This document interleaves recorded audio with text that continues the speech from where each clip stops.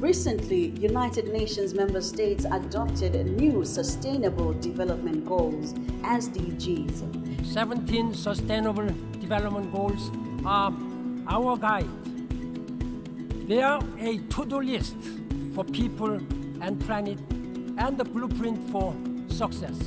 These 17 new goals replaced the MDGs, the Millennium Development Goals, which ended in 2015, making way for the implementation of the SDGs starting from 2016. In light of this, national stakeholders had this to say about the unfinished business of the MDGs. New Sustainable Development Goals make people-centred responses central to the SDGs, and so young people's access to health, reproductive health and HIV services is a core part of getting the world to be more people-centred and young people-centred. As UNFPA, we pledge to advocate for and support the implementation of age-appropriate comprehensive sexuality education program for in and out of school young people in Zimbabwe. Comprehensive sexuality education is necessary for young people to reach their potential and therefore contribute towards Zimbabwe reaping a demographic dividend and achieving the Sustainable Development Goals. As CCM, we pledge to put young people at the heart of the 2030 National Strategy for the Prevention and Treatment of HIV and Sexually Transmitted Infections.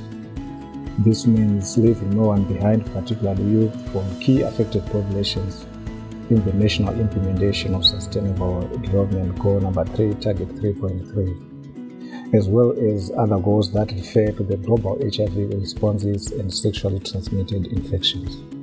Young people also refused to be left behind, as they also had this to say about their vision for post-2015. And my vision for 2030 is to see a world where every young person, where every young child is able to attend school, but not only go to school, but be able to get quality and effective education that will be able to transform the lives of the young people. I also believe that young people should get quality education from qualified and quality teachers in order to improve the socio-economic empowerment of the young people. I hope that by 2030, women will be occupying influential positions, that is political empowerment. I hope that by 2030, that women will be economically emancipated by 2030. Because I feel without economic empowerment, all our interventions are in vain. I wish to see for 2030 is where every young person is able to access a clinic.